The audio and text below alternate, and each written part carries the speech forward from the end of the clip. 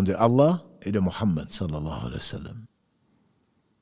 Et l'oncle de se précipiter pour aller voir ses compatriotes polythéistes, lui, il était encore polythéiste.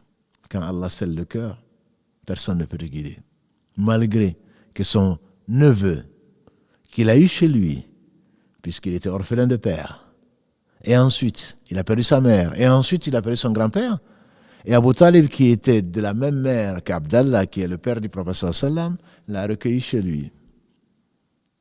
Jusqu'à ce qu'il se marie et qu'il devienne ensuite ce qu'Allah a voulu, prophète le meilleur des hommes que la terre a porté. Donc il le connaissait très bien, il l'aimait beaucoup.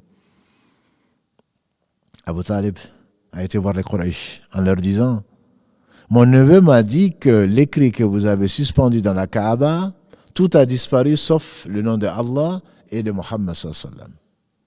Et si ce qu'il dit est vrai, est-ce que vous vous engagez à lever l'embargo? Ils ont dit oui, bien sûr.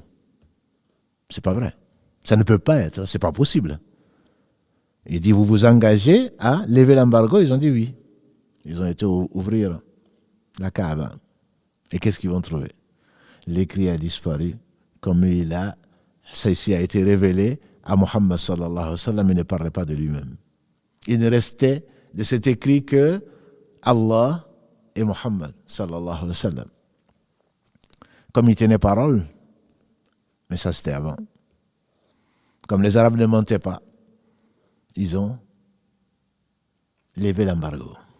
Et c'est après cela que Allah subhanahu wa ta'ala a rappelé Abu Talib, mais non sans avoir inspiré son prophète sallam d'insister. Il a insisté jusqu'à la dernière heure.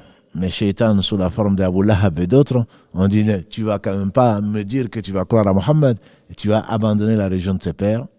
Et il est mort avec cette phrase: je crois à ce que mes pères m'ont laissé, et il est en enfer. Abu Talib, bien qu'il soit l'oncle du prophète sallam, Allah lui a révélé, il était triste, Mohammed sallam. Cet homme qu'il a aimé, qu'il a aidé, il était triste. Et il lui dit: